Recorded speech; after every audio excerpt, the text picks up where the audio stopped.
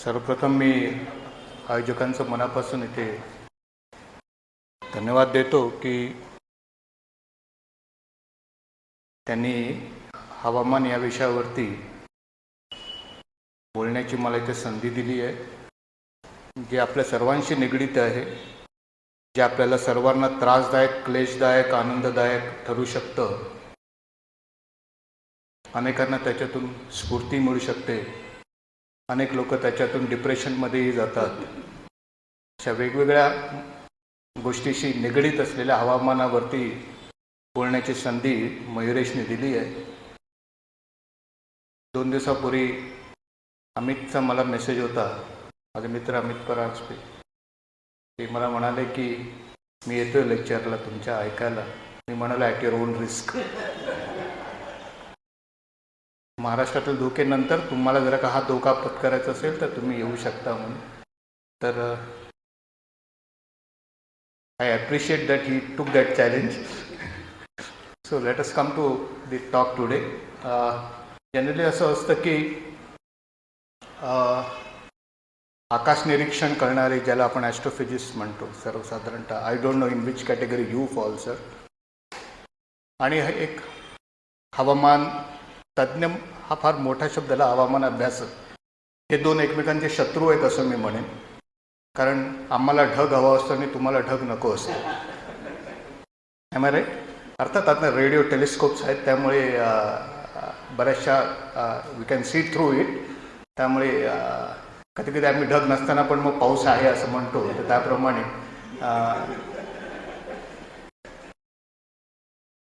तर अशा फार गमती जमती आहेत दोघांच्या क्षेत्रामध्ये.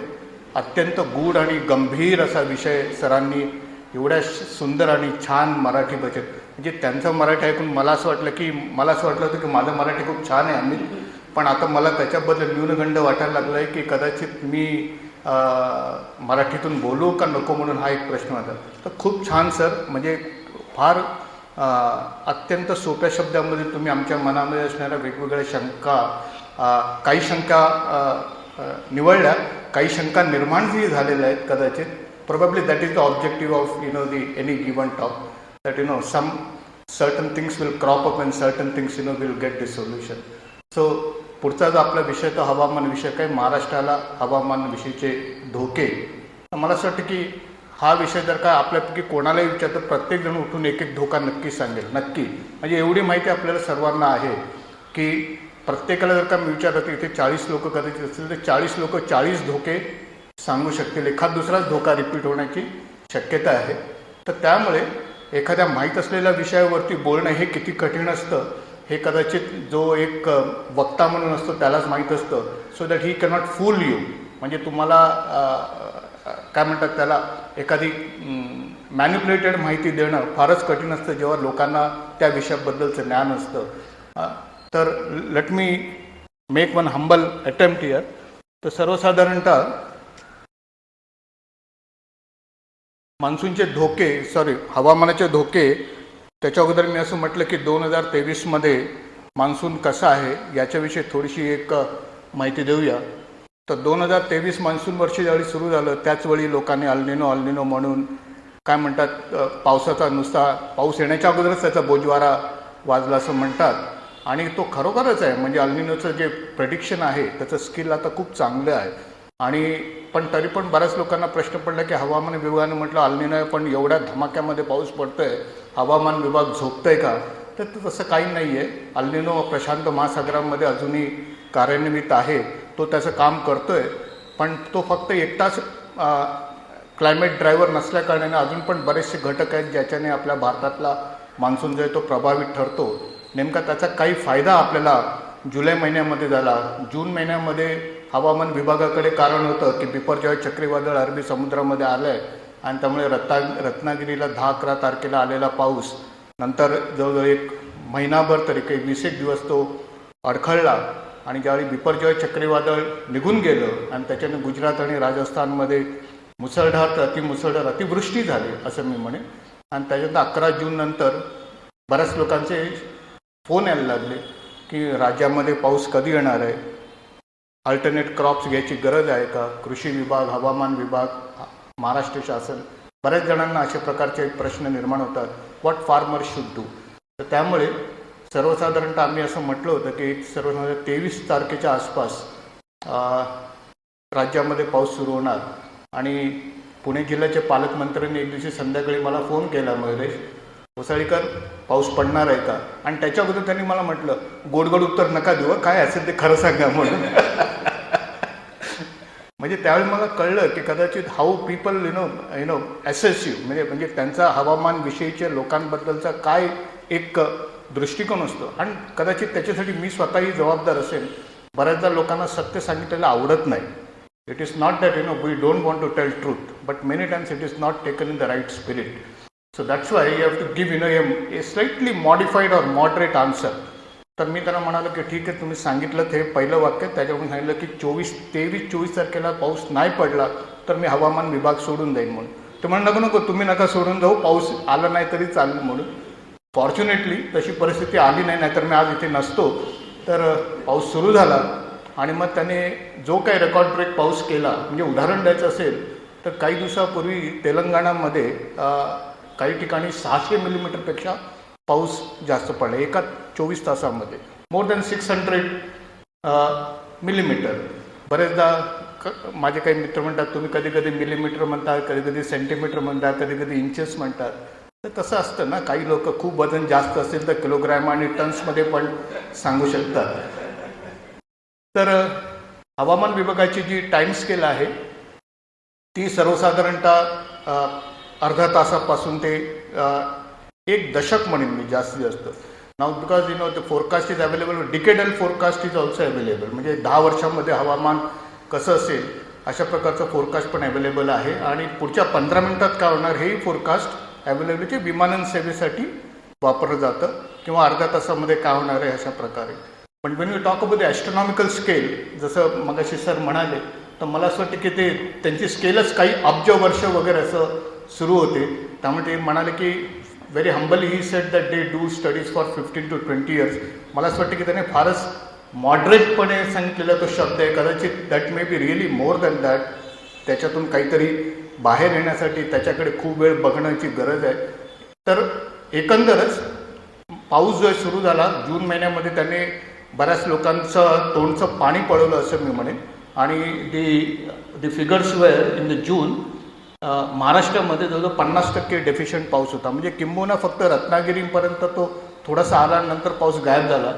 जुलै महिन्यामध्ये आजच्या तारखेला जवळजवळ तो 56% पाऊस आहे. म्हणजे जो काही पाऊस पडला राज्यामध्ये तो एकंदरच जर का आपण भेटलं तर खूप मुसळधार तर ती मुसळधार पाऊस आपल्याकडे बघतोय आपण. 2 दिवसापूर्वी मुंबईचे जे 27 तारखेला मुंबईचा जो पाऊस होता, टोटल पाऊस, तो टोटल 4 महिन्याचा पाऊस 22 दिवसामध्ये पडला आहे. म्हणजे मुंबईचं जे ॲव्हरेज आहे ते सर्वसाधारण 2200-2300चं ॲव्हरेज आहे. तर तो गेल्या 27 ते 28 दिवसामध्ये संपूर्ण 4 महिन्याचा पाऊस पडला आहे. त्यामुळे आकडेवारी जर का असं सांगत असेल की देशामध्ये पाऊस सरासरी इतका आहे किंवा सरासरीपेक्षा जास्त आहे, तर बऱ्याचदा statistics don't reveal the fact असं म्हणतो. म्हणजे सचिन तेंडुलकर किंवा डॉन ब्रॅडमनला आपण कधी कम्पेअर करू नये स्टॅटिस्टिकली, कारण दोघांचे गुण आणि अवगुण वेगळे आहेत. अवगुण तर मी म्हणणार नाही, पण गुण वेगवेगळे आहेत आणि वेगवेगळ्या कालखंडामध्ये ते खेळले. त्यामुळे स्टॅटिस्टिक्स डोंट रिव्हील, कारण हे पावसाचं जे वितरण आहे एवढं असिमेट्रिक आहे यंदाचं. काही राज्य, खास करून उत्तर प्रदेश म्हणा किंवा बिहार म्हणा, तिथं अजूनही पाऊस डेफिशियंट आहे. राज्यामध्ये पण 1-2 ठिकाणी जर का जिल्हे बघितले तर लाल दिसत आहेत आपल्याला. तर ते पण जे जिल्हे आहेत अजूनही पाऊस राज्यामध्ये काही जिल्ह्यांमध्ये अजून आपल्याला व्यवस्थित पडलेला नाही आहे. तर ते काही जिल्हे आहेत जसे सोलापूर आहे किंवा सांगली आहे, जालना मला वाटतं काल कव्हर झाला तो मॅप बदलण्याचा मी खूप प्रयत्न केला, पण तो मॅप काय हाले ना माझ्याने. त्यामुळे तो मॅप बदलता आला रे. तो मॅप आहे 26 तारखेचा, पण आजच्या तारखेला Hingoli is okay, Jalna is not okay. I am sorry. हिंगोलीमध्ये काही दिवसापूर्वी, मगाशी तुम्ही हिंगोली हा शब्द वापरला त्यामुळे पटकन माझ्यासमोर पावसाची आकडेवारी. हवामान विभागाला नेहमी असा प्रश्न विचारला जातो, आमच्या डीजीने एकदा मागे प्रश्न विचारला होता की ज्यावेळी ढग तुम्हाला दिसायला लागतात जवळ, तर तुम्हाला काय नेमकं सुचतं? तुम्हाला मेघदूतचं काव्य दिसतं का काय दिसतं? तो म्हणाला नाही, ते सगळं काय दिसत नाही, मला आकडेवारी दिसते आणि पुढे 4 महिन्यात काय भयंकर प्रकार होणार आहे त्याच्या विचारामध्ये बाकीची सगळ्या गोष्टी दाबून जातात. तर हिंगोलीमध्ये काही दिवसापूर्वी 200 मिलीमीटर पाऊस पडला, जस्ट अबाउट 4 days बॅक. मराठवाड्यामध्ये असा पाऊस पडणं हे फार म्हणजे काय म्हणतात ते रेअर गोष्ट आहे. पण गेले 3-4 वर्षामध्ये जर का आपण बघितलं तर मराठवाड्यामध्ये चांगला पाऊस पडतो आहे. ती वर्ष ला निनाची होती. आता ला निना आणि अल निनो मला वाटतं आपल्याकडे येणाऱ्या भाजीवाल्याला पण माहीत असेल असं मला वाटतं. त्यामुळे आपण त्याच्याविषयी पण नंतर थोडंसं बोलू. तर एकंदरच मुंबईचा पाऊस मी म्हणालो आणि त्याच्यानंतर मग होणारे लँडस्लाईड्स वगैरे सारख्या काही गोष्टी आहेत त्याच्याबद्दलचं पण म्हणालो. मयुरेश जसं म्हणाला, जर काही दिवसापूर्वी रायगड जिल्ह्यामध्ये जी दुर्घटना घडली, मला त्यावेळी पटकन आठवलं की माळींची दुर्घटना 2014 का 4 ओके, संपूर्ण गाव एका रात्रीमध्ये भुईसपाट झालं होतं. तर अशा प्रकारच्या ज्या घटना आहेत या खरोखरच काही विचार करण्यासाठी भाग पाडतात. अल निनो सर्वसाधारणतः विषुववृत्तीय प्रशांत महासागर, ज्यांनी शाळेमध्ये भूगोल व्यवस्थित शिकला नसेल तर कदाचित त्यांना ही स्लाईड थोडीशी कठीण राहण्याची शक्यता आहे. आणि शाळेमध्ये कधी कधी शिक्षक भूगोल असं शिकवतात की नेहमी गोलच मिळतो त्या पुस्तकात म्हणजे पेपरमध्ये. त्यामुळे विषुववृत्तीय प्रशांत महासागर जो आहे, म्हणजे विषुववृत्तीय म्हणजे इक्वेटोरियल पॅसिफिक ओशन, त्या ठिकाणचं समुद्रातलं पाणी, म्हणजे थोडंसं सांगायचं म्हणजे बऱ्याचदा मला मीडियाला म्हणतात हो त्याच्या आजूबाजूला असलेला देश सांगा म्हणजे आम्हाला कळेल. म्हणजे सर्वसाधारणतः हा जो भाग आहे हा दक्षिण अमेरिका आहे. तर हे जे पेरू वगैरे जे आहे तिथे, तर इकडचं जे पाणी आहे हे तापायला लागतं. आणि ते ज्यावेळी तापतं, समुद्राचं तापमान, समुद्राच्या वरच्या पाण्याचं SST सी सरफेस टेम्परेचर, ते ज्यावेळी वाढतं, ज्यावेळी ते सरासरीपेक्षा 0.5 डिग्री म्हणजे फक्त अर्धा डिग्री ज्यावेळी वाढतं, त्यावेळी मग आपण असं म्हणतो की अल निनो तयार झाला. आणि नंतर मग जसं ते वाढतं 1 डिग्री 1.5 डिग्री, मग त्याला काही स्केल्स आहेत, मॉडरेट आहे, तीव्र आहे वगैरे सारखे. आणि शक्यतो याचा परिणाम जो आहे तो भारतातल्या मान्सूनवरती होतो. अशी बरीचशी वर्ष आहेत ज्यावेळी अल निनो आला आणि भारतातला पाऊस फारच मोठ्या प्रमाणामध्ये त्याच्यावरती त्याचा दुष्परिणाम झाला. अशी काही वर्ष आहेत की ज्याच्यावरती अल निनो होता पण तरी पण भारतातल्या पावसाने तग धरला. It was okay or normal or slightly above normal. म्हणजे असं आहे की it is not 1-to-1 relation, म्हणजे प्रत्येक वेळी वाघ आला तर शिकार होणारच असं काही नाही आहे. पण तरी पण अल निनोचं जे स्किल आहे, जसं मी मगाशी म्हणालो, ते आता फार इम्प्रूव्ड आहे. फक्त त्याचा एक ॲडव्हान्टेज असा आहे की सर्वसाधारणतः तो तीव्र होण्याचा जो कालखंड आहे तो सप्टेंबर-ऑक्टोबरपर्यंत तो जास्त तीव्र होतो. आणि तोपर्यंत भारतातला पाऊस जो आहे तो ओसरी म्हणजे ओसरण्यास सुरुवात होते. त्यामुळे जुलै-ऑगस्टचा पाऊस जर का आपल्याकडे व्यवस्थित झाला तर मला असं वाटतं की कदाचित आपला मान्सून जो आहे तो व्यवस्थित झाला असं म्हणायला हरकत नसतं. तर सर्वसाधारणतः आता जे तापमान जे आहे हे वेगवेगळे अल निनो कुठे कुठे तयार होतो तर त्याचे हे वेगवेगळी ठिकाणं इथे दिलेली आहेत. ही जी संपूर्ण जी स्केल आहे ही इथे डिवाईड करण्यात आलेली आहे की कशा प्रकारे. तर जो निनो 3.4 एरिया आहे ज्याला आपण नाव देतो, आता त्याचं नाव का ते ठेवलं मलाही माहीत नाही, कदाचित त्याचं नाव त्याने वेगळं ठेवलं असतं तर बरं झालं असतं. मयुरेश असं म्हणणं आहे की त्याला अल निनो म्हणू नये, त्याला काय म्हणतात त्याला, हां असं काहीतरी त्यांचं एक म्हणजे त्यांचं एक थोडंसं त्याच्याबद्दल मत आहे. पण मला ते मी खूप प्रयत्न केला पण मला ते जमलं नाही. तर निनो 3.4 जो आहे तो आपल्याला बाधक ठरण्याची शक्यता आहे. तर त्याचं तापमान जे आहे निनो 3.4 जे आहे सध्या 1.1 डिग्री सेंटीग्रेड आहे. तर 1.1 डिग्री सेंटीग्रेड याचा अर्थ असा आहे की अल निनो तयार आहे. Okay, and it is moderate. मग त्याचा प्रभाव आपल्या भारताच्या पावसावरती जुलै महिन्यामध्ये अजूनपर्यंत तरी झाला नाही, कारण अजून काही ड्रायव्हर्स होते. तर त्याच्यामुळे आपला पाऊस जुलै महिन्यामध्ये ओके होता. ऑगस्टमध्ये का होणार आहे थोड्या वेळाने मी सांगेन.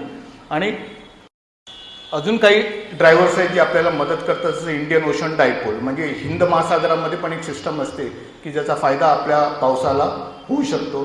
प्रेडिक्शन असं आहे की तो इंडियन ओशन डायपोल जो आहे IOD हा जो आहे हा पॉझिटिव्ह होण्याची शक्यता आहे असं 2 महिन्यापासून हवामान विभाग आणि क्लायमेट सायंटिस्ट पण म्हणतात. पण तो जो पठ्ठा आहे अजूनही न्यूट्रल आहे, तो अजून काही पॉझिटिव्ह झालेला नाही आहे.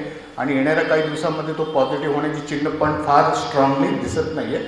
But still this is a forecast. हे जे आहे फोरकास्ट आहे, हे दर्शवतं आहे की IOD जो आहे, इंडियन ओशन डायपोल आहे, तो पॉझिटिव्ह नाही. म्हणजे ही सर्व मॉडेलची नावं आहेत. ओके, ही सगळी मॉडेलची नावं ती सर्व दर्शवतात की IOD पॉझिटिव्ह होणार आहे, म्हणजे पाऊस कदाचित चांगला असण्याची शक्यता आहे. But let us see what happens. Sorry,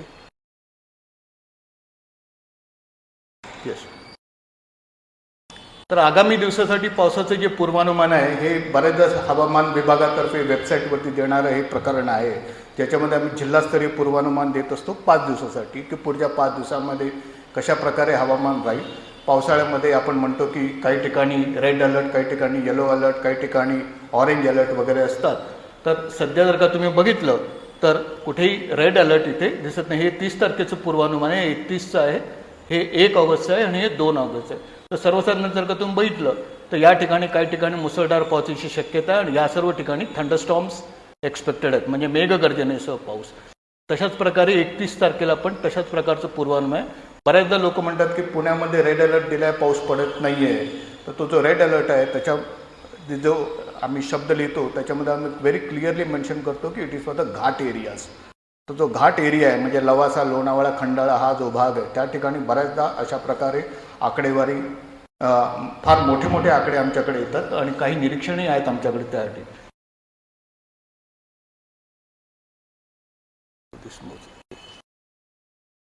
पुढच्या 2 आठवड्यासाठी हवामानाचा अंदाज. तर या चित्रातून तसा काही बोध होणार नाही, पण कदाचित ह्या चित्रातून काहीतरी बोध होईल असं मला वाटतं.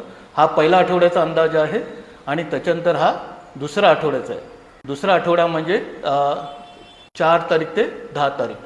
तर हा जो आहे याच्यामध्ये जर आपण बघितलं तर हा पडणारा पाऊस आणि हा सरासरीपेक्षा किती तो कमी किंवा जास्त आहे. तर का तुम्ही बघितलं तर राज्यामध्ये पाऊस जो आहे तो सगळा लाल दिसतो इथे. तो it is on the negative side, म्हणजे ऑगस्टच्या दुसऱ्या आठवड्यामध्ये राज्यामध्ये पाऊस सरासरीपेक्षा कमी असण्याची शक्यता खूप जास्त आहे. अर्थात याच्यावरून तो बोध होत नाही पटकन, पण याच्यावरून तो बोध लगेच आपल्याला होऊ शकतो की या ठिकाणी राज्यामध्ये 4 ते 10 ऑगस्टला पाऊस सरासरीपेक्षा कमी आहे. त्याच्या पुढे मी सांगतो की हवामान विभाग जे फोरकास्ट देतं आहे ते 4 आठवड्याचं पूर्वानुमान देत असतं. तर त्याच्यामध्ये पण 3रा आणि 4था आठवडा जो आहे जे इथे मी दाखवलं नाही कारण ते थोडंसं जास्त चांगलं नाही आहे, तर त्याच्यामध्ये पण असंच दिसतं की पाऊस सरासरीपेक्षा कमी आहे. आणि हे फक्त हवामान विभागाचे मॉडेल्स दर्शवत नाही आहे, तर बरीचशी इंटरनॅशनल मॉडेल्स पण अशाच प्रकारे चित्र दर्शवत आहेत. आणि हवामान विभाग जो आहे, हवामान असं म्हटलं जातं किंबहुना हे खरं आहे की त्याला राजकीय सीमा नाही आहे. There are no political boundaries to it. त्यामुळे हवामान क्षेत्रामध्ये आंतरराष्ट्रीय देवाणघेवाण जी आहे ही अत्यंत महत्त्वाची आहे. जर का इथून फ्लाईटने कधी अमेरिकेला जावं लागलं, अजूनपर्यंत गेलो नाही म्हणा, पण समजा पाठवलं, तर I need to know what is the forecast en route, landing forecast, take off forecast, सगळं काही मला हवं आहे.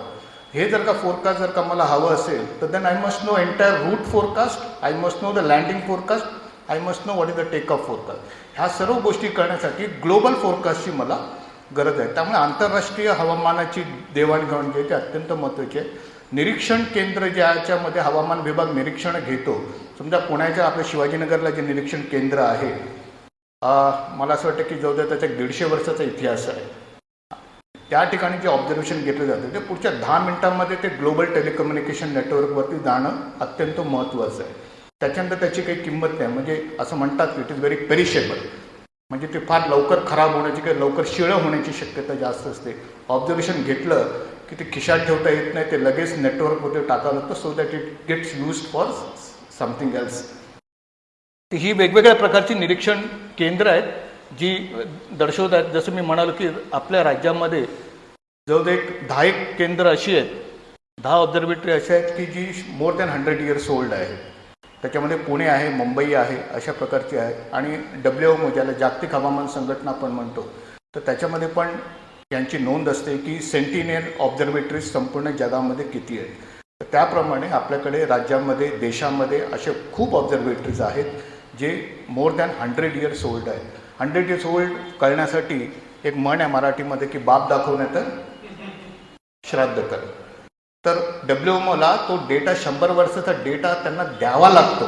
दे वॉन्ट ॲटलिस्ट वन पॅरामीटर की that is available for 100 years. Then only they issue one certificate that this observatory is there for more than 100 years.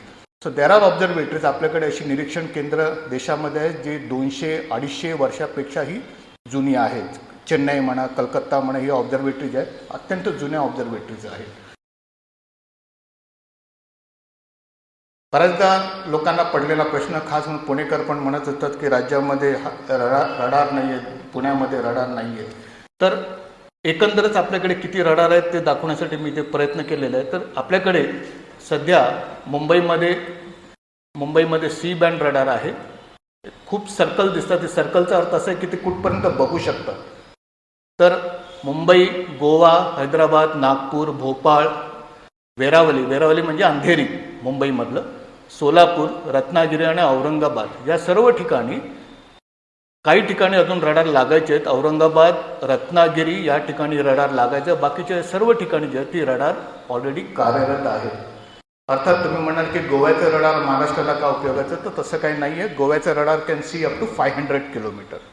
त्यामुळे मग तुम्हाला दक्षिण कोकण आणि दक्षिण मध्य महाराष्ट्र म्हणजे ते सर्व जिल्हे आपल्याला व्यवस्थितपणे दिसू शकतात. तसाच फायदा हैदराबादचा रडारचा पण आहे. जे एक्स बँड रडार आहे ते पुण्यामध्ये येणार आहे. बाकी एक्स बँड रडार कल्याणमध्ये पण येणार आहे, पनवेलमध्ये पण येणार आहे, मुंबईमध्ये येणार आहे आणि वाशीमध्ये येणार आहे. तर अशा प्रकारची वेगवेगळी रडार जी आहेत ही येणार आहेत. अर्थात प्रत्येकाची जी एक्स बँड जे म्हणतो, मगाशी जसं सर म्हणाले की वेव्हलेंथला तरंग म्हणतात, तरंग लांबी म्हणजे लॅम्बडा. हां, तर म्हणजे त्याची फ्रिक्वेन्सी म्हणा किंवा तरंग लांबी आणि त्याच्या ॲप्लिकेशनवरती डिसाईड करतात. म्हणजे सर्वसाधारणतः एस बँड म्हणून रडार असतं, एस फॉर शिमला. तर ते जे रडार असतं ते समुद्र किनारपट्टीच्या भागामध्ये असतं आणि सर्वसाधारणतः चक्रीवादळांचा वेध घेण्यासाठी त्यांचा उपयोग केला जातो. ते सर्वसाधारणतः 400 ते 500 किलोमीटर दूरपर्यंत बघू शकतात. त्याच्यानंतर सी बँड रडार आहे जे सर्वसाधारणतः 200 ते 250 किलोमीटरपर्यंत बघू शकतो. आणि एक्स बँड रडार जे आहे ते त्याची जी तरंग लांबी आहे ती 3 सेंटीमीटर आहे. तर ते जे आहे सर्वसाधारणतः 100 किलोमीटर किंवा त्याच्यापेक्षा कमी बघू शकतो.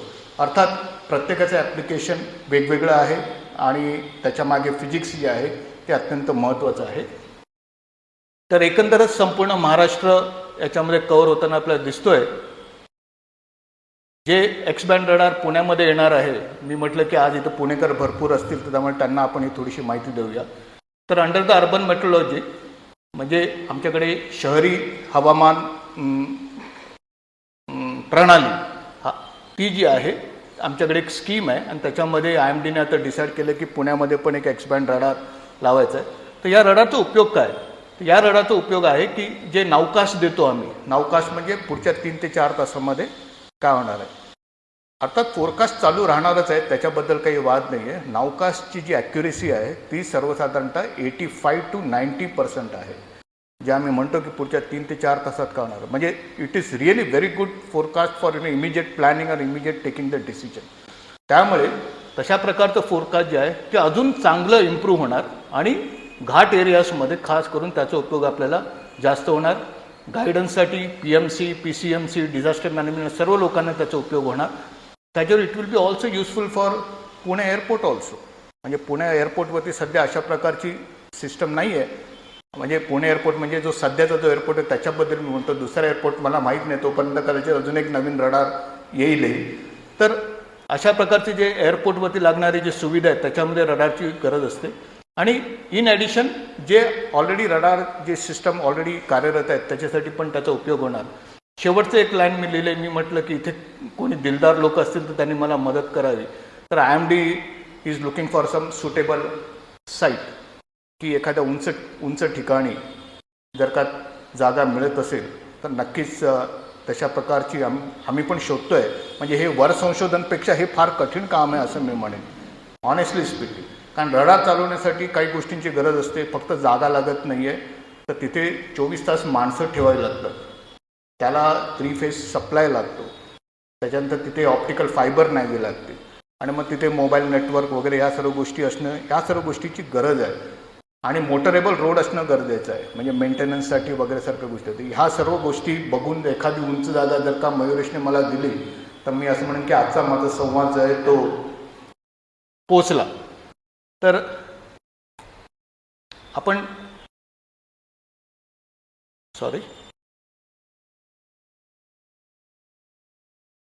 महाराष्ट्राच्या हवामानाबद्दल आपण थोडंसं आता बोलूया. की सर्वसाधारणतः वी नो की आपल्याकडे उत्तर दक्षिण पसरलेला सह्याद्री आहे, त्याच्यामुळे आपल्याला विंडवड आणि लीवड म्हणजे कोकण आणि मग मध्य महाराष्ट्र, मराठवाडा आणि विदर्भ असे 4 आपल्याकडे उपविभाग आहेत. आणि ह्या 4 उपविभागामध्ये कोकणामध्ये जेवढा पाऊस पडतो त्याचा 1/4 पाऊस पण मध्य महाराष्ट्र आणि विदर्भामध्ये होत नाही आहे. आणि त्याच्यामुळेच तिथे बऱ्याचदा दुष्काळजन्य परिस्थिती निर्माण होते. अर्थात ही एक भौगोलिक धोका आहे जो आपल्याला म्हणजे काही करून त्याला टाळता येणार नाही आहे. म्हणजे ह्याला काही उत्तर नाही आहे. जे अरबी समुद्रातून मान्सूनचे येणारे जे वारे आहेत ते सगळे सह्याद्रीमुळे अडवले जातात आणि त्यामुळे कोकणामध्ये मुसळधार ते अतिमुसळधार पाऊस पडतो. कोकणामध्ये 300 मिलीमीटर पाऊस पडणं फार स्वाभाविक आहे, तशी काय मोठी गोष्ट नाही आहे. पण मराठवाड्यामध्ये किंवा विदर्भामध्ये तशा प्रकारे पाऊस पडायला लागला तर चिंतेची बाब होऊ शकते. त्या मानाने पूर्व विदर्भ जो आहे तो तसा ओके आहे, कारण त्याला बंगालच्या उपसागरातून येणारे सिस्टम जे आहेत त्या मदत करतात. ही काही आकडेवारी इथे मी दर्शवलेली आहे की कशा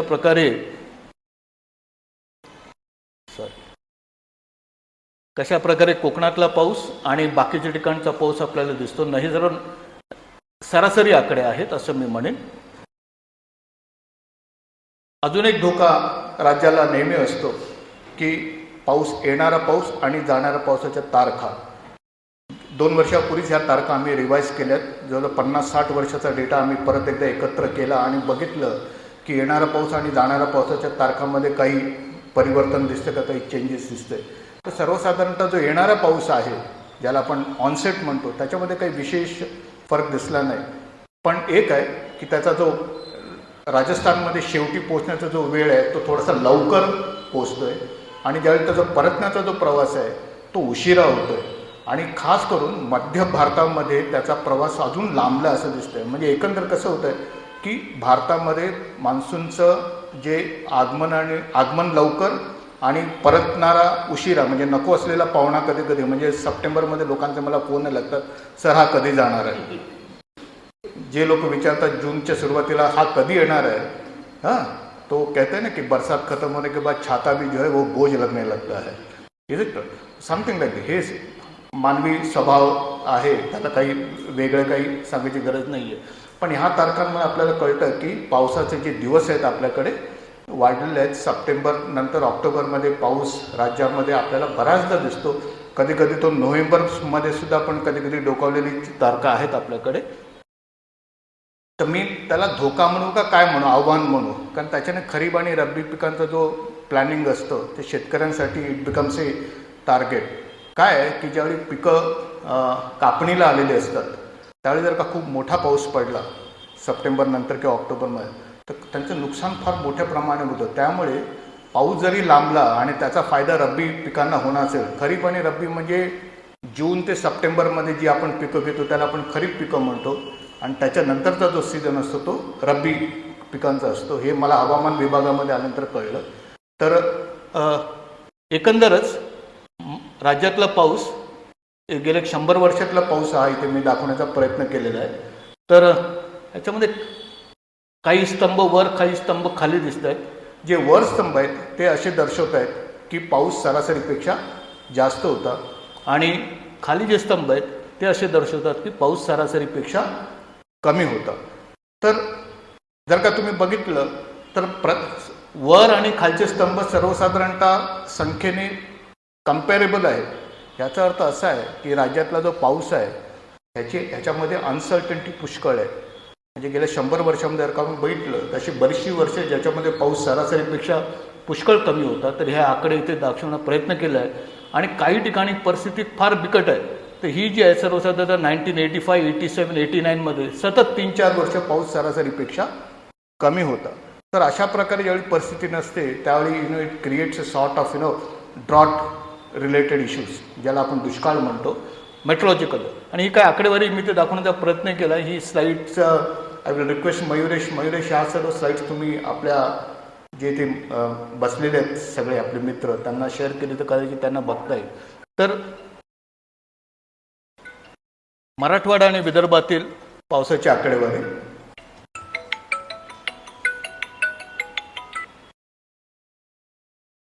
हा पण एक धोका आहे.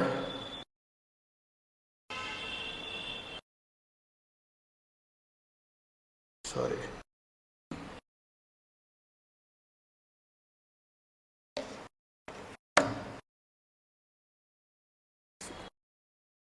आपण बऱ्याचदा ऐकतो की मराठवाडा आणि विदर्भामधल्या शेतकऱ्यांच्या आत्महत्येच्या घटना राज्यामध्ये आपण बऱ्याचदा मीडियामध्ये ऐकतो. त्याच्या मागची काय कारणं असतील ती मला विशेष माहीत नाही आहे, पण एक कारण मला माहीत आहे की तिकडचं जे पावसाचं जे एकंदरच त्याचा प्रवास जो आहे तो बऱ्याचदा फार व्यस्त प्रमाणामध्ये होतो. म्हणजे माझ्याकडे अशी आकडेवारी आहे की सर्वसाधारणतः एक 150-130 वर्षामध्ये तो जे 25 ते 26 वर्ष अशी होती की ज्याच्यामध्ये तिकडचा पाऊस सरासरीपेक्षा पुष्कळ कमी होता. दॅट इंडिकेट्स की जर का आपण साधं 125/25 केलं तर सर्वसाधारणतः दर 4 वर्षांनी दुष्काळ तिथे पडण्याची शक्यता आपल्याला नाकारता येत नाही आहे. अर्थात मॅथमॅटिक्ससारखं तसं करता येत नाही आहे, पण तरी पण जर का तशा प्रकारची योजना जर का शासनाकडे असेल की दर 3-4 वर्षाने पाऊस कमी पडण्याची शक्यता आहे आणि तशा प्रकारचे सस्टेनेबल काही डेव्हलपमेंट्स किंवा काही अरेंजमेंट्स करता येते, तर इन दॅट केस काही गोष्टींचं मिटिगेशन चांगलं करता येतं. आपल्याला सर्वांना आठवत असेल काही वर्षापूर्वी लातूरला आपण टँकरने पाणी पण दिलेलं होतं. आणि तेच रेल्वे टँकरनेच नाही, वाघिणी ज्याला आपण म्हणतो, तर तसं दिलं होतं. तर अशा काही गोष्टी आहेत आणि त्यामुळे ही पण एक स्लाईड दाखवण्याचा मी इथे प्रयत्न केला आहे. जर का तुम्ही इथे बघितलं तर इथे वरचे स्तंभ आणि खालचे स्तंभ, खास करून मराठवाड्यामध्ये बघा, वर आणि खाली असणारे स्तंभ सर्वसाधारणतः almost matching to each other in last 100 years. त्यामुळे पावसाचं जे एकंदरच जे तिथे वितरण आहे किंवा डिस्ट्रीब्युशन आहे ते रिअली व्हेरी डिफिकल्ट. बऱ्याचदा हवामान विभागाला ज्यावेळी मी मुंबईला होतो त्यावेळी मराठवाड्याचं पूर्वानुमान आम्हाला देण्यासाठी जी जबाबदारी होती त्यावेळी मी माझ्या सहकाऱ्यांना नेहमी सांगायचं 2 गोष्टींकडे लक्ष द्या, एक मुंबई आणि दुसरं मराठवाडा. बाकीच्या ठिकाणचे लोक शोषिक आहेत, कोणी तक्रार करणार नाही म्हणून. कारण मुंबईमध्ये काय झालं तर लगेच PIL दर्ज होते, म्हणजे कोर्टामध्ये मामला जातो. आणि मराठवाड्यामध्ये काय झालं तर राजकीय संघटना खूप काय म्हणतात कार्यरत होतात. मला आठवतं की काही वर्षापूर्वी माननीय शरद पवार साहेबांनी पण एक साखरेचं पोतं जर का हवामान विभागाने दिलेलं फोरकास्ट ओके झालं तर साखरेचं पोतं मी हवामान विभागाला देईन म्हटलं होतं. आणि फॉर्च्युनेटली ते झालं आणि त्यांनी दिलंही असं मी ऐकलं आहे. पण फोरकास्ट दिलं होतं मुंबईच्या ऑफिसने आणि पोतं गेलं पुण्याच्या ऑफिसला. ह्याचा मला अजूनही राग आहे. तर महाराष्ट्राला असलेले नैसर्गिक धोके हे सर्व आपल्याला पाठ आहेत. हे मी फक्त काही धोके इथे दाखवण्याचा प्रयत्न केला आहे, पण मला असं वाटतं की अजूनही काही धोके आहेत ज्याच्याविषयी आपण चर्चा करूया. अतिवृष्टी, मला वाटतं ही आता सर्वांना फारच काय म्हणूया, it has become a new normal. मी इथे एक शब्द टाकण्याचा प्रयत्न केला आहे, न्यू नॉर्मल. की आता जे हवामानामध्ये होणारे जे तीव्र बदल आहेत हे कदाचित काही वर्षांनी एक नवीन आपल्याला असं कदाचित आपण मानू, ठीक आहे, हे होता रहता है बोलते, हे होत राहणार. आता सध्या आपण त्याला थोडंसं चिंतेनं बघतो, पण काही वर्षांनी कदाचित क्लायमेट चेंज सिनारिओमध्ये जर का आपण बघितलं तर कदाचित अजून काही वर्षांनी आपण म्हणा ठीक आहे 300 पडला ना, ठीक आहे, ओके, नॉर्मल आहे. तर तशा प्रकारे कदाचित 600 पडला तर मग आपले डोळे अजून जास्त उघडतील असं मी म्हणेन. तर हे काही नॉर्मल्स आहेत. आणि इथे काही पावसाचे मी आकडेवारी दाखवण्याचा प्रयत्न केलेला आहे की 24 तासातला आकडेवारी. म्हणजे अर्थात मुंबईचा जो पाऊस सर्वांनाच आठवत असेल की 27 जुलै यावर्षी पण 27, 26, 27ला फारच मुंबईमध्ये मोठा पाऊस पडला. त्यावेळी लोकांना फार असं वाटलं की 2005ची घटना परत घडते का. तर 942 आणि मग त्याच्यानंतर खालोखाल इथे दाखवण्याचा प्रयत्न केला. अर्थात ज्यावेळी ही स्लाईड बनवली होती त्यावेळी तो तेलंगणाचा डेटा माझ्याकडे नव्हता. त्यावेळेस तेलंगणाचा डेटा पण 700 मिलीमीटरचा पाऊस त्याच्यामध्ये आहे.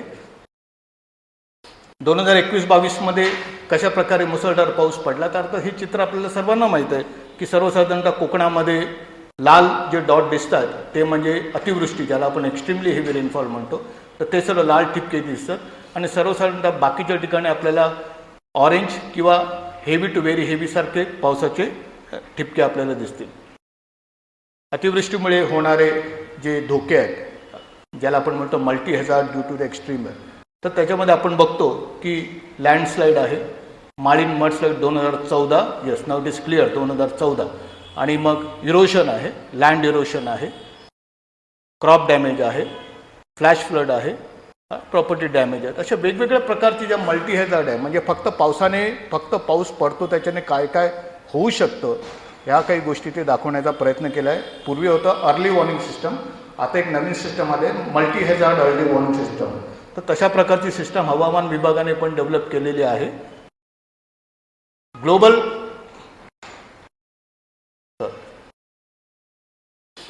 जगातील तीव्र तापमान वाढ आणि त्याचा परिणाम, अर्थात इथे मी काही दाखवलं आहे, याचा अर्थ की indicators of warming of world. मला असं वाटतं की indicators of warming of the world असं मी म्हणेन की जे माझ्या जनरेशनचे लोक आहेत ज्यांचे केस पांढरे आहेत, ओके, अर्थात काही लोक केस काळे करतात ती गोष्ट वेगळी आहे, पण मी असं म्हणेन की ज्यांनी ब्लॅक अँड व्हाईट पिक्चर्स बघितले जिथे शम्मी कपूर एखाद्या बर्फामध्ये नाचताना दिसतोय किंवा पहाड एखाद्या जुन्या गाण्यामध्ये, तर त्या ठिकाणी आता खडक झाले आहेत सगळीकडे. म्हणजे ते जे ज्याला आपण म्हणतो हिमनद्या आहेत त्या सर्व आकसल्या गेलेल्या आहेत आणि त्याच्यामुळे नेमकं असं झालं आहे की हा जो परिणाम आहे हा नेमका परिणाम क्लायमेट चेंजचा किंवा ग्लोबल वॉर्मिंगचा आहे. बऱ्याचदा हिमनद्या ज्या आहेत ज्या हिमालयामधल्या आहेत त्या सर्व आकुंचित झालेल्या आहेत आणि बऱ्याच ठिकाणी खडकाळ भाग काय म्हणतात त्याला निर्माण झालेला आहे. नंबर 1. नंबर 2, पूर्वी जिथे झाडं उगवत नव्हती फारच कोल्ड वेदरमुळे, आता आपण तिथे बघतो की इवन पर्वतरांगामध्ये फार उंच उंच ठिकाणी पण आपल्याला दिसत आहे की बरीचशी झाडं जी आहेत ती तग धरून आहेत. Number 3, flowering of the plant earlier, म्हणजे ज्याला आपण म्हणतो ना मोहर जो अगोदर वेळेमध्ये यायचा, आंब्याला जो मोहर एका वेळेमध्ये यायचा, आता आपण बघतोय की तो फार लवकर येतो आहे. सर्वसाधारणतः म्हणजे these are the indicators, they are all silent indicators. Climate चेंजचे काही धोके असे आहेत ना की ते अत्यंत शांतपणे येणार आहेत, काय म्हणतात गाजावाजा न करता येणार आहे, पण त्याच्याकडे बघण्याची दृष्टिकोन असला तर कदाचित काही गोष्टी आपल्याला कळू शकतील. तर हे काही इंडिकेटर्स आहेत. जसं मी मगाशी म्हणालो की बर्फ वितळणं म्हणा किंवा स्प्रिंग कमिंग अर्लियर म्हणा किंवा झाडं वरच्या वर जाणं म्हणा, तर अशा प्रकारच्या ज्या काही गोष्टी आहेत हे सर्व इंडिकेटर्स आहेत. आणि अजून एक घटना गेल्या काही दिवसापूर्वी आपल्याकडे घडली संपूर्ण जगामध्ये, अर्थात बऱ्याचदा ह्या सर्व बातम्या ॲक्च्युली अपेक्षित आहे की या सर्व बातम्या लोकांकडे मीडियामधून येण्याची गरज आहे. तर हे जे वाक्य आहे फार महत्त्वाचं आहे. According to the Copernicus climate change survey, the first 3 weeks of the July 2023, 2023 जुलैचे पहिले जे 3 आठवडे होते, आजपर्यंत कधीही न नोंदवले गेलेल्या तापमानाची नोंद संपूर्ण जगामध्ये झाली, म्हणजे कंटिन्युअसली झाली. त्यामुळे असं दिस इज समथिंग व्हेरी अलार्मिंग की अशा प्रकारे जे हवामानामध्ये होणारे तीव्र बदल आहेत ते किती धोकादायक ठरू शकतात, त्याचा एक महत्त्वाचा हा हे ऑब्झर्व्ड आहे त्या सर्व. भारतासाठी ग्लोबल वॉर्मिंग काय करू शकतं, तर काही सिनारिओज आहेत जे मिनिस्ट्री ऑफ अर्थ सायन्सने स्वतः हे IPCCमध्ये प्रसिद्ध केलेले आहेत की चेंज ऑफ सरफेस टेम्परेचर. तर सर्वसाधारणतः 2040 ते 2049 आकडे मला दिसत नाही तिथून, आणि 2040 ते 2069 आणि 2070 ते 2099 याच्यामध्ये जर का बघितलं तर तापमानामध्ये किती वाढ होण्याची शक्यता आहे तर ती त्यांनी इथे दर्शवण्याचा प्रयत्न केला आहे. अर्थात हे जे सिनारिओज आहेत ज्याला आपण म्हणतो RCP 4.5, 8.5, RCP म्हणजे त्याचा अर्थ असा आहे की रिप्रेझेंटेटिव्ह कॉन्सन्ट्रेशन पाथवे, म्हणजे त्याचा अर्थ असा आहे की हे सर्व प्रोजेक्शन्स आहेत, क्लायमेट प्रोजेक्शन्स आहेत, फोरकास्ट आहेत. तर किती तापमान वाढेल त्याच्यासाठी एक RCP 4.5 म्हणजे त्यांनी असं गृहीत धरले की एवढं एमिशन होणार आहे, एवढं एमिशन कार्बन एमिशन होणार आहे असं गृहीत धरलं आहे. आणि मग त्यांनी असं म्हटलं आहे की मग एवढ्या प्रकारे तापमान वाढण्याची शक्यता आहे. त्याच्यानंतर त्याचं दुसरं फोरकास्ट जे RCP 8.5 त्याच्यामध्ये पण त्यांनी असं म्हटलं की जर का तेवढं नाही राहिलं, खूप जास्त कार्बन एमिशन झालं तर किती टेम्परेचर वाढेल. हे जर का स्तंभ तुम्ही बघितले तर सरफेस टेम्परेचर वाढताना दिसतंय, त्याच्यानंतर हे जे जे आपल्याकडे इथे समुद्रावरचं तापमान आहे, समुद्रावरचं तापमान पण आपल्या इथे वाढताना दिसतंय. आणि नंतर मग चेंज ऑफ मान्सून प्रेसिपिटेशन हे पण आपल्याला वाढताना दिसतं. बऱ्याच लोकांना एक शंका असते की क्लायमेट चेंजमध्ये जर का पाऊस खूप पडणार असेल, ओके, मग चांगलंच आहे ना, पण देन व्हाय यू आर वरी. पण प्रॉब्लेम असा आहे की ज्यावेळी हवामान तापतं, हवा तापते, त्यावेळी हवेची आर्द्रता शोषून घ्यायची क्षमता वाढते. म्हणजे ते लगेच सॅच्युरेट होत नाही. सॅच्युरेटला मराठीमध्ये काय म्हणतात मला कदाचित माहीत नाही आहे, पण ते फुल होत नाही. तर जेवढं तापमान जास्त तेवढी आर्द्रता ती जास्त शोषून घेणार. आणि त्याच्यामुळे काय होतं की पूर्वी जो मध्यम ते हलका पाऊस पडण्याचे दिवस जे जास्त होते ते आता कमी झाले आणि सगळा पाऊस जो आहे तो एक 2-4 स्पेलमध्ये पडतोय. हा इट इज नॉट गुड. हा आपल्यासाठी योग्य नाही. शेतीसाठी म्हणा किंवा कुठल्याही कामासाठी तो योग्य नाही आहे. आणि आपल्याकडे सध्या तरी अशी काही शेततळी आहेत, काही रिझर्व्हर्स आहेत, काही धरणं आहेत, पण कदाचित अजूनही आपण तेवढे प्रगत झाले नाही की हा सगळा पडणारा पाऊस आपल्याला साठवता येईल का. म्हणजे रेन वॉटर हार्वेस्टिंग असं मी म्हणतो की अजून it is steel in the books. बऱ्याचदा आपण असं म्हणतो की NOC घेताना, बिल्डिंग बांधताना PMCने, BMCने कोणीतरी रेन वॉटर हार्वेस्टिंगची NOC देताना बघायला पाहिजे. आपण ते देतो, पण ते सोसायट्या काही करत नाही. तर अशा काही गोष्टी आहेत ज्याच्याकडे आपल्याला लक्ष देण्याची गरज आहे. अर्थात हे कुठलेही छायाचित्र इथे चालू शकतं. या महाराष्ट्रातल्या अलीकडच्या घटना आहेत. मला आठवतं की 2019मध्ये जो कोल्हापूरमध्ये जो ऐतिहासिक पूर आला होता, म्हणजे त्याचा रिपोर्ट बनवताना मी स्वतः राज्याच्या कमिटीमध्ये होतो. हवामान विभागातर्फे IMD, IITM संस्था पण होती आणि बरेचसे अजून सेंट्रल वॉटर कमिशन होतं, राज्य शासनाचे काही लोक होते, वॉटर रिसोर्स डिपार्टमेंट, जलसंपदा विभाग असे होते. एक 400-500 पानाचा रिपोर्ट आम्ही बनवला. म्हणजे बनता तेवढं बनला तो. आणि मग त्याच्यानंतर मग एक त्याची समरी बनवण्यात आली. ती मुख्यमंत्री साहेबांना त्यावेळी देण्यात आली. म्हणजे ॲक्शनेबल पॉईंट ज्याला आपण म्हणतो. अर्थात दिस इज ऑल ॲम्बिशियस. काय म्हणतात, आपल्याला असं वाटतं की असं बरंचसं काही व्हायला पाहिजे, पण मला माहीत नाही की तो रिपोर्ट अजूनही त्याची काय, म्हणजे कृष्णा आणि भीमा खोरे याच्यावरती तो ॲक्च्युली तो दोन्ही काय म्हणण्यात आलं, एक डॉक्युमेंट बनवण्यात आलं आणि सबमिट केलं आहे. बघूया काय होतं. तर अशा प्रकारचे पूर येतात. चिपळूणमध्ये गेल्या वर्षी पूर आला होता, कोल्हापूरमध्ये आला होता. अशा प्रकारचे पूर आता आजकाल आपण बऱ्याचदा ऐकतो की असं फार एक कॉमन झालं आहे. म्हणजे अर्थात TV चॅनलवाल्यांना ब्रेकिंग न्यूज करायला फार आवडते. म्हणजे मुंबईमध्ये एक ठिकाण आहे की जिथे थोडा जरी पाऊस पडला की तिथे पाणी भरतं. अंधेरीमध्ये एक जागा आहे कदाचित, तर तिथे नेहमी कॅमेरावाला उभाच असतो असं मला वाटतं. कदाचित त्याला सांगितलं असतं की इथे पाणी भरलं की तू चॅनल दाखव, मुंबई बुडाली. ओके, सो एनिवे, ही सर्व छायाचित्र आपण रोज बघतो आणि we know what are the consequences of that. जो डिस्ट्रिक्ट वाईज रेनफॉल ट्रेंड आहे, हा भारतीय हवामान विभागाने 2 वर्षापूर्वी स्टेट क्लायमेट समरी बनवायला सुरुवात केली. दरवर्षी आम्ही ॲन्युअल समरी बनवतो आणि त्याच्यामध्ये मागच्या 100 वर्षांमध्ये 120, 122, 123 वर्षामध्ये काय घडलं हे बनवण्याचा प्रयत्न करतो. आणि ते प्रत्येक राज्याचं एक डॉक्युमेंट बनवतो आणि ते डॉक्युमेंट आम्ही त्या राज्याला देतो. आम्ही त्या राज्य शासनाला आम्ही रिक्वेस्ट करतो की तुमच्याकडून पण ह्याच्यामध्ये काहीतरी माहिती येऊ द्या. म्हणजे it will become a combined document. बऱ्याचदा कंबाईंड डॉक्युमेंट असेल तर ओनरशिप इज ऑल्सो देअर. म्हणजे त्यांचं पण एक डॉक्युमेंट असतं. त्यामुळे असं डॉक्युमेंट गेल्या 2 वर्षापासून आम्ही बनवतो. तर त्याच्यामधला हा एक निष्कर्ष आहे की सर्वसाधारणतः तुम्ही जर का बघितलं तर पावसाचा जो ट्रेंड आहे, हा जो पाऊस आहे 1901 ते 2021 जिल्हास्तरीय पावसाचं ट्रेंड आहे. तर त्याच्यामध्ये काही निष्कर्ष आहेत. Aurangabad, Parbhani show significantly decreasing trend. म्हणजे औरंगाबाद आणि परभणीचा पाऊस जो आहे तो आपल्याला गेल्या 100-125 वर्षांमध्ये कमी होताना दिसतो. पालघर जे आहे तो कदाचित वाढताना दिसतोय आणि बाकीचे जे जिल्हे आहेत ते सर्वसाधारणतः काही ट्रेंड दाखवत आहेत, but it is not very significant. Significant म्हणजे त्याला फार कदाचित कुलकर्णी सरांना माहीत असेल, JRK सिग्निफिकंटला काय म्हणूया आपण मराठीत? लक्षणीय. फार लक्षणीय किंवा म्हणजे अजूनही तो फार मोठा धोका नाही आहे.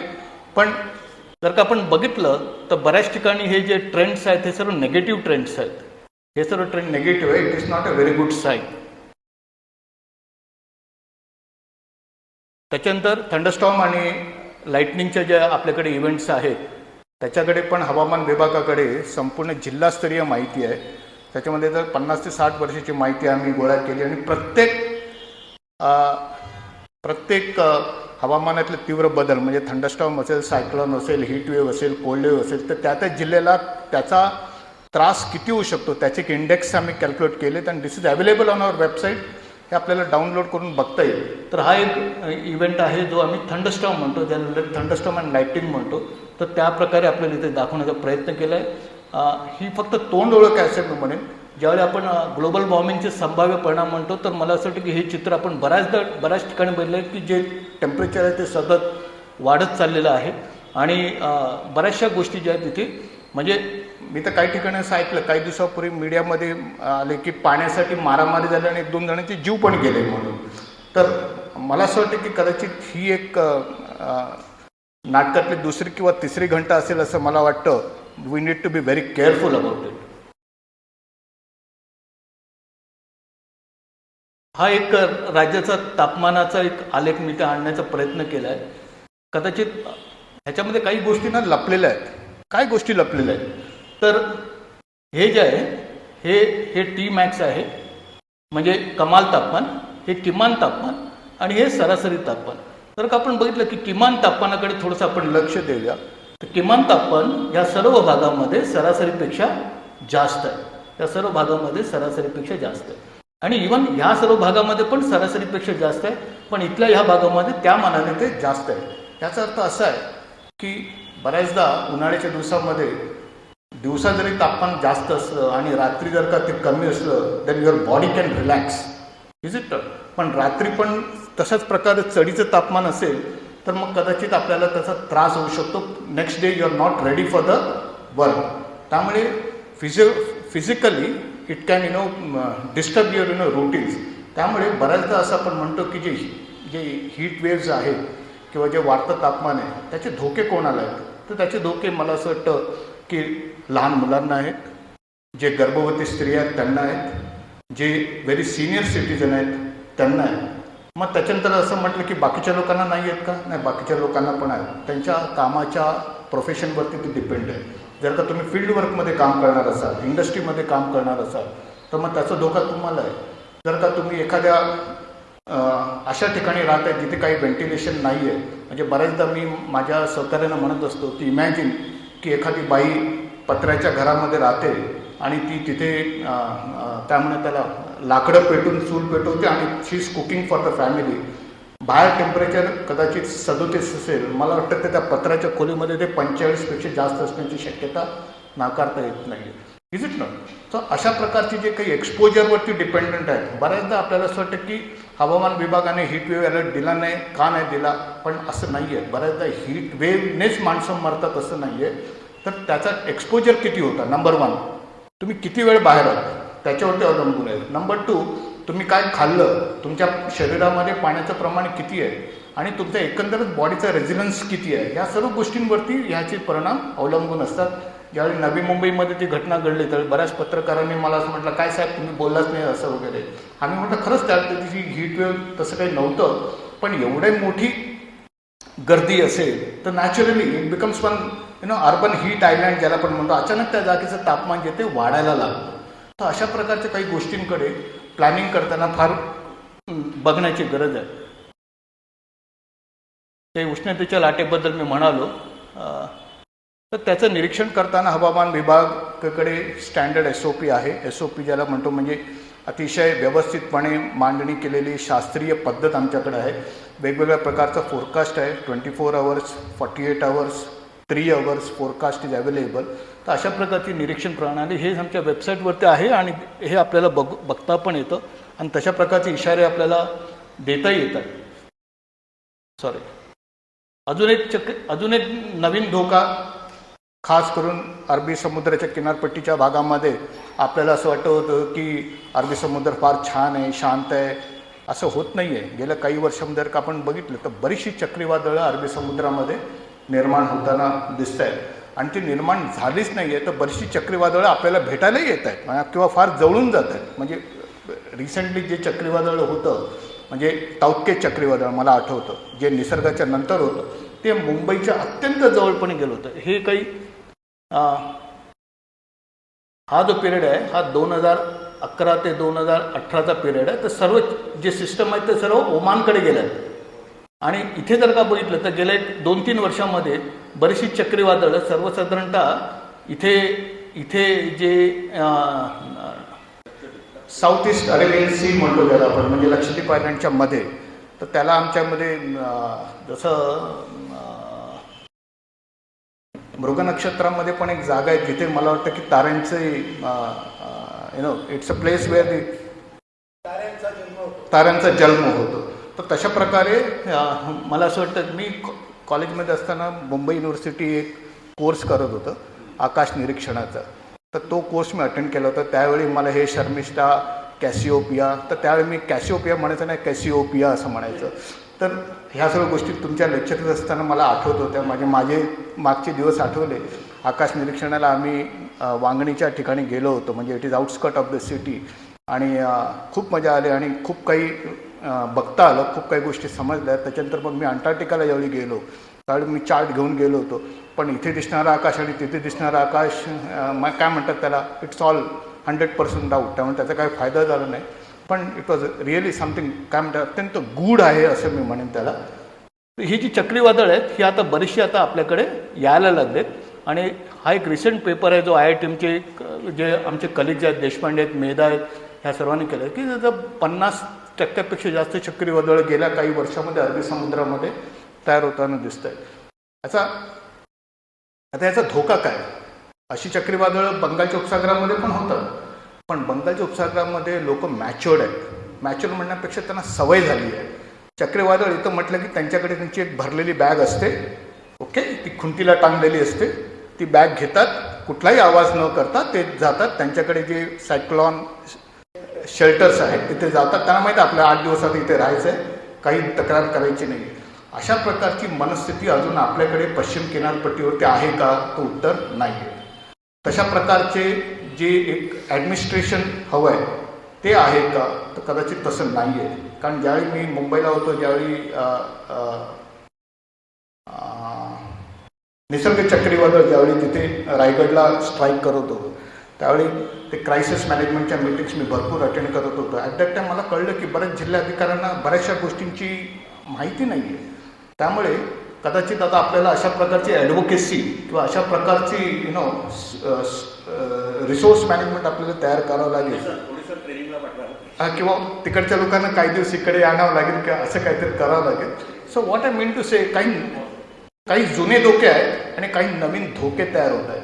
अजून एक महत्त्वाची गोष्ट सांगतो. बऱ्याचदा आपल्याला असं वाटतं की कोकणामध्ये मुसळधार पाऊस काही प्रॉब्लेम नाही, हीट वेव्ह कधी येणार नाही. पण गेल्या काही वर्षांमध्ये आपण बघतो की रत्नागिरीमध्ये, मुंबईमध्ये पण गेल्या वर्षी हीट वेव्ह आली होती. हे सगळे नवीन पाहुणे आपल्याला भेटायला येतात, ज्याच्यासाठी आपण विशेषतः सज्ज नाही होत. अजून आपल्याला तशा प्रकारचा अनुभव नाही आहे. त्यामुळे म्हणजे रत्नागिरीमध्ये, दापोलीमध्ये काही स्टेशनने जवळजवळ 9 डिग्री सरासरीपेक्षा जास्त तापमानाच्या नोंद केल्या आहेत. म्हणजे अर्थात ही आमची निरीक्षण आहे, काही ठिकाणी त्याच्यापेक्षा जास्त असण्याची शक्यता आहे. तर heat waves are not only the part of now interior of Maharashtra, but कोकणामध्ये पण तशा प्रकारचे हीट वेव्ह आता आजकाल दिसायला लागले आहेत. त्यामुळे आपल्याकडे तसं सजग होण्याची गरज आहे. मला वाटतं या भूकंपाविषयी जास्त बोलण्याची गरज नाही आहे, कारण वी ऑल नो इट, हे हवामानविषयीचं नाही आहे.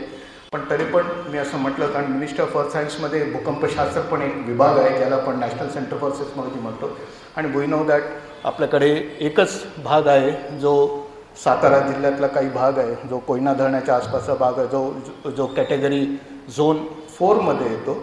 अदरवाईज मी काही वर्ष नॉर्थ ईस्टमध्ये होतो आणि मला आठवतं की एक दिवशी रात्री मी झोपलो होतो, तर मला असं वाटलं की कोणीतरी मला बिछाण्यावरून खाली पाडलं आणि मी ॲक्च्युली पडलो होतो आणि नंतर मला कळलं की तो मोठा भूकंप होता.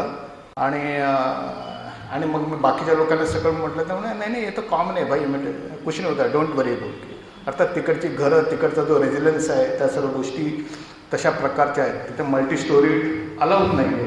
पण आता मी ऐकतं की तिथे पण काही ठिकाणी होतं आहे. पण आपल्याकडे पण असं मी म्हणतो आहे की याला म्हणतं सिस्मिक रेजिस्टन्स बिल्डिंग तयार होण्याची गरज आहे. सर्टिफिकेट असतं पण खरोखर बिल्डिंग सिस्मिक रेजिस्टन्स आहे का, हा एक मोठा प्रश्न असेल. सॉरी. अर्थात या काही गोष्टी आहेत. अजून एक 5 ते 7 मिनटं असेल Mayuresh. If it is getting lengthy I can stop any time. एक मिनिट.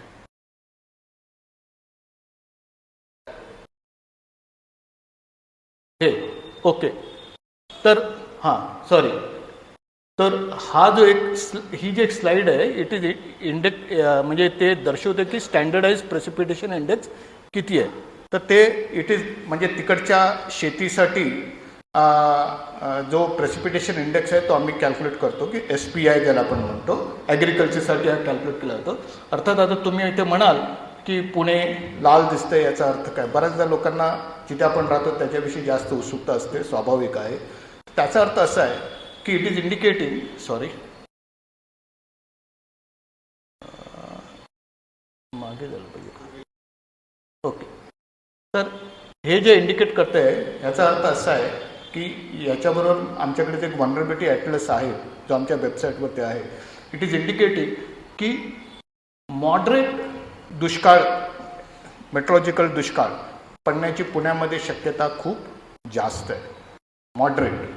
ओके. याच्याबरोबर अजून एक स्लाईड आहे जी मला आणता आली नाही. तर याचा अर्थ असा आहे की पुण्यामध्ये दुष्काळ पडणार का, नाही. तीव्र दुष्काळ पडणार नाही. पुण्यामध्ये जर का पडणार तर तो मॉडरेट दुष्काळ असू शकतो. दुष्काळ 4 प्रकारचे असतात तो.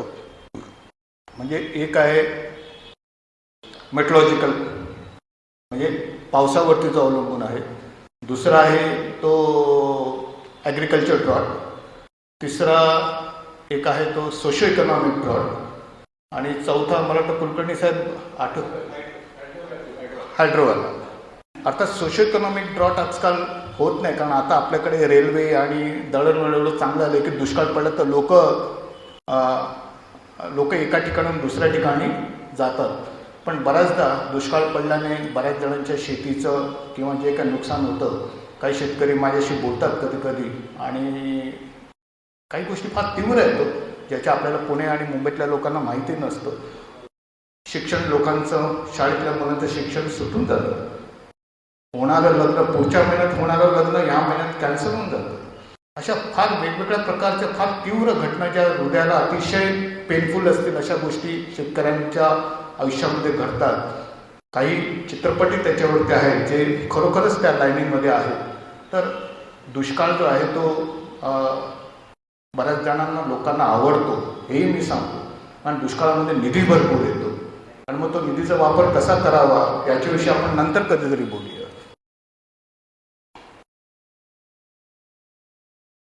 तर ह्या काही गोष्टी आहेत ज्या हवामान विभाग करतं आहे की लोकेशन स्पेसिफिक फोरकास्ट. म्हणजे पूर्वी आम्ही फक्त पुण्याला देत होतो किंवा पुणे शहराला किंवा पुणे जिल्ह्याला देत होतो. आता पुण्यामध्ये पण आम्ही 5-6 ठिकाणी देतो. एक ठिकाणी लोहगावला कसं असेल, पाषाणला कसं असेल, शिवाजीनगरला कसं असेल पुढच्या 4 ते 5 दिवसामध्ये. आणि ते पण हिंदीमध्ये, मराठीमध्ये, इंग्रजीमध्ये, स्थानिक भाषेमध्ये तशा प्रकारची माहिती एव्हरीडे देत असतो. इम्पॅक्ट बेस्ड फोरकास्ट म्हणजे फक्त मुसळधार पाऊस होणार तर त्याच्याने काय काय होणार आहे, तर ते काय काय होणार आहे सांगण्यासाठी आम्हाला तिकडचं GIS डेटा असण्याची गरज आहे. तर तशा प्रकारच्या बेस्ड ऑन GIS डेटा हवामान विभाग सांगतो की काय कुठल्या ठिकाणी पावसाने पाणी भरणार आहे, काय होण्याची शक्यता आहे. नावकास्ट यांची संख्या वाढवलेली आहे. त्याच्यानंतर सोशल मीडियाचा वापर खूप मोठ्या प्रमाणामध्ये आम्हाला मदत करतो आहे. आता सोशल मीडियामध्ये अजूनही काही गोष्टी घडतात. अचानक एकदम मला मेसेज येतो की वरळी सिलिंगवरती चक्रीवादळ आले साहेब काय करू म्हणून. म्हणून अरे चक्रीवादळ असं कुठून आलं बाबा. आणि तो सगळं म्हणजे he sends with an image. म्हणजे असे लोक आहेत की अशा प्रकारची इमेजेस कम्प्युटरवरती बसून निर्माण करतात आणि ते अक्षरशः खरं वाटतील एवढे खरं असतात. म्हणजे प्रत्यक्षावनं प्रतिमा उत्कट म्हणजे गदी माडगुळकरांच्या गीतरामायणामध्ये ते वाक्य आहे की प्रत्यक्षात म्हणजे खरोखर असं वाटतं. आणि नंतर मग मला पण असं की एवढं मोठे चक्रीवादळ सिलिंग पण आले ना अजून आम्हाला कळलं कसं नाही. आणि मग त्याच्यामध्ये अर्धे दिवस माझं जातं की हे काय नाही आहे, it is a fake message. So social मीडियावरती हा एक मोठा ड्रॉबॅक आहे, पण still it is very useful. आणि ज्या ठिकाणी हवामान विभाग मोबाईलद्वारे पोचत नाही त्या ठिकाणी सॅटेलाईटची आजकाल आपण मदत घेतो. कॉमन अलर्ट प्रोटोकॉलसारखे जे गोष्टी आहेत ज्या सॅटेलाईटद्वारे आपल्याला दुर्गम भागामध्ये पाठवता येतात, म्हणजे खास करून हिमाचल, उत्तराखंड वगैरे या सर्व ठिकाणी. त्याच्यानंतर ऑब्झर्वेटरी नेटवर्क आहे. एजन्सीज बरोबर वेगवेगळ्या काम करण्याची क्षमता आम्ही निर्माण केलेली आहे. बऱ्याचशा लोकांबरोबर MOU आम्ही साईन करतो. पुणे युनिव्हर्सिटी आहे, IIT बॉम्बे, आयसर पुणे बरोबर. या 4 ऑगस्टला डॉक्टर महापात्रा पुण्याला येणार आहेत, DGIMD, तर तिथे येणार. फर्ग्युसन कॉलेज आणि अशा बऱ्याचशा प्रायव्हेट इंडस्ट्रीबरोबर पण आम्ही साईन करतो आहे. आणि काही गोष्टी उशिरा कळल्या, म्हणजे डेटा सायन्स जो आहे ना तो आता फार मोठा विषय झालेला आहे. म्हणजे RBI बरोबर आमच्या विभाग काम करतो आहे, कारण त्यांना पण तो डेटा हवा आहे. पॉवर फाउंडेशन बरोबर काम चालू आहे. काल सुजलॉनवाले आले होते. सुजलॉन जे आहे आपल्याकडे जे विंड मिल बनवतात त्यांना पण, आणि त्यांना माहिती जी हवी असते ती अजूनही माझ्याकडे नाही आहे. Honestly speaking I have to think की कसं मी करणार. परवा मला एका माणसाचा फोन आला, कुलकर्णी साहेब, ते मला म्हणाले की पुढच्या वर्षाचं रेडिएशन फोरकास्ट काय आहे का म्हणून तुमच्याकडे. मी म्हणालो खरंच नाही आहे, तुम्ही मला मेल लिहा, मी शोधण्याचा प्रयत्न करेन, नाही तर कोणाकडे तरी मी पाठवण्याचा प्रयत्न करेन. So what is happening is customer is a king, is it not. म्हणजे पुण्यामध्ये असं म्हणतात की साडी घेणार असाल, कपडे घेणार असाल तरच लाईट लावतो दुकानामध्ये. सॉरी, तसं काही नाही आहे, विनोद आहे हा फक्त. तर कस्टमर इज अ किंग. म्हणजे आता वेगवेगळी क्षेत्र अशी निर्माण होत आहेत की त्यांना तशा प्रकारची माहिती हवी आहे, आणि ते पुरवण्याचं काम किंवा ती जबाबदारी जी आहे ती हवामान विभागाची आहे. ती क्षमता नसेल तर हवामान विभागाला ती क्षमता निर्माण करायची गरज झाली आहे. तशा प्रकारची टेक्नॉलॉजी, तशा प्रकारचं manpower. Now we are venturing into something called a space weather also. म्हणजे त्याविषयी अजूनपर्यंत आम्ही काही केलं नाही आहे, पण आता आम्ही काही प्रोजेक्ट सायंटिस्ट, जसं तुम्ही मगाशी म्हणाला की 17 वर्षापर्यंत लोकांना काम करावं लागेल. हवामान विभागामध्ये पण असे project scientist PS1, PS2, PS3 येतात, आणि ते लग्न होतं, मुलं होतं, बायका त्यांना छळत असतात की बाबा तुझी काय टेम्पररी नोकरी, काय तू रिसर्च करतो आहे. पण कधी कधी त्याचा फायदा होतो. Then when the vacancy comes ना, we recommend then they should be recruited in the department. तर तशा प्रकारचे काही फायदेही आहेत त्याच्यामध्ये. But you should be ready for research. विविध प्रकारचं पूर्वानुमान मी अशी म्हणालो की 15 मिनिटापासून ते 4 महिन्याचं पूर्वानुमान हवामान विभाग देत असतं. म्हणजे 15 मिनिटाचं पूर्वानुमान आहे, 3 तासाचं पूर्वानुमान आहे, 24-48 तासाचं पूर्वानुमान आहे, 5 ते 7 दिवसाचं पूर्वानुमान जे कृषीसाठी दिलं जातं, 1 महिन्याचं पूर्वानुमान आहे, आणि संपूर्ण सीझनचं पूर्वानुमान येतं. आणि काही दिवसापूर्वीच आम्हाला सांगण्यात आलं की IITM आणि आम्ही सर्वांनी मिळून एक डिकेडल फोरकास्ट, म्हणजे पुढच्या 10 वर्षात काय होणार आहे अशा प्रकारचं पूर्वानुमान पण देण्याची क्षमता आम्हाला निर्माण करायची आहे.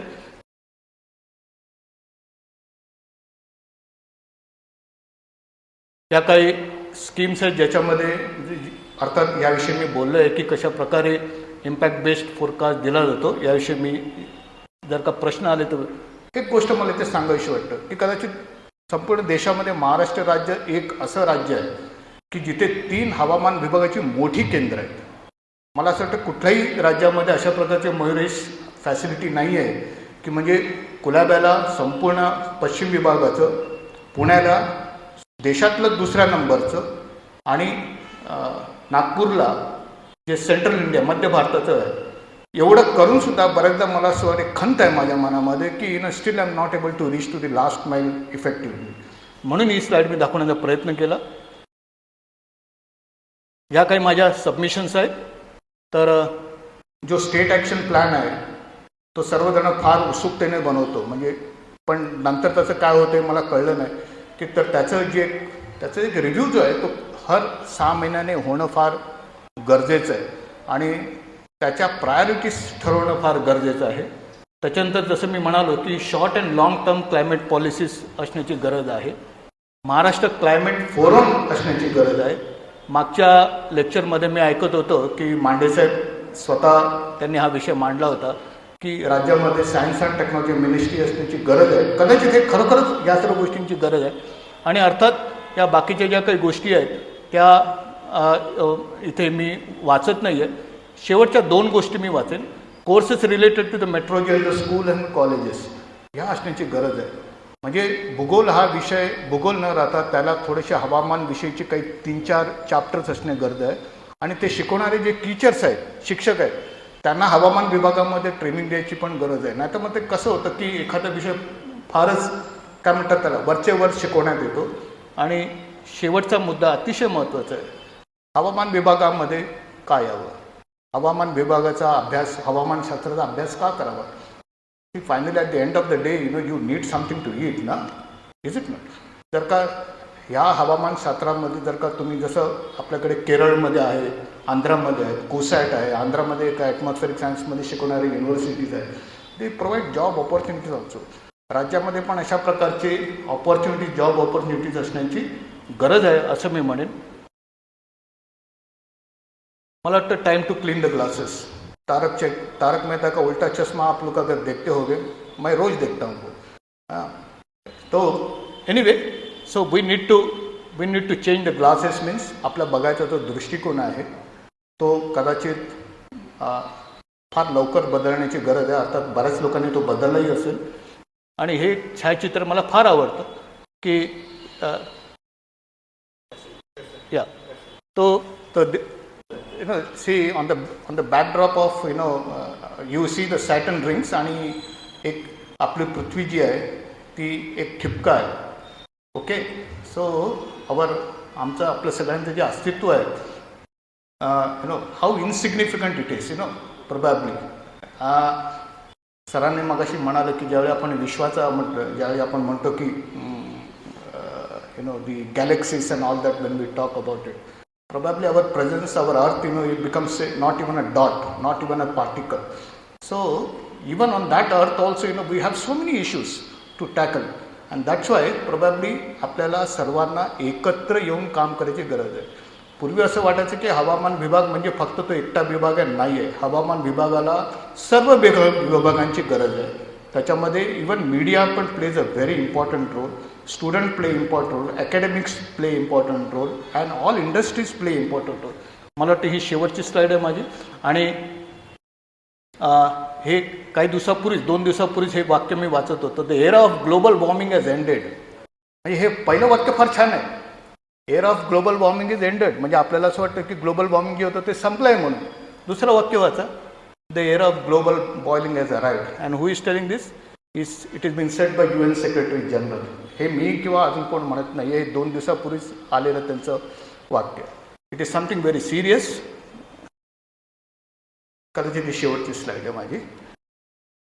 मला आवडलेलं हे ज्ञानेश्वरीमधले 9व्या अध्यायामधलं 122वी ओवी आहे की म्हणून भूतेन हन सृजावी का सृजली प्रतिपाळावी ये करणी न येती आबगी आमुचे या अंगा. याला कुठलाही धार्मिक दृष्टिकोन नाही आहे. आपल्याकडे जे लिहिलेलं आहे साहित्य आहे पुराणामध्ये, याला फार मोठा वैज्ञानिक दृष्टिकोन आहे. त्या अनुषंगाने मला हे आवडलेलं होते की जे आपण निर्मित केलेलं आहे किंवा आपण जे निर्माण करणार आहोत, we need to preserve it, is it not. आपण जर का सर्वच गोष्टी टेकन फॉर ग्रँटेड केला तर आपण स्वतःच या पृथ्वीवरती कदाचित राहणार नाही. म्हणून मला आवडलेली ओवी आहे, मी आपल्याला इथे वाचायला ठेवलेली आहे. I think this my last slide. Thank you very much. जर का काही प्रश्न असतील तर मी उत्तर देण्याचा प्रयत्न करेन. थँक्यू.